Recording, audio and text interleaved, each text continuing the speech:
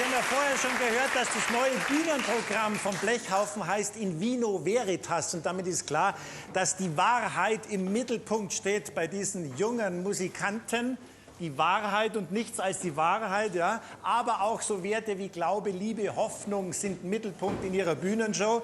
Und deshalb darf natürlich auch ein Walzer nicht fehlen. Aber es ist ein ganz bestimmter Walzer. Es ist ein Predigtwalzer. Und passen Sie mal auf den sakralen Mittelteil, der hier eingebaut ist. Wenn man den hört, dann weiß man, dieser Walzer muss Predigtwalzer heißen. Auf den freue ich mich jetzt sehr.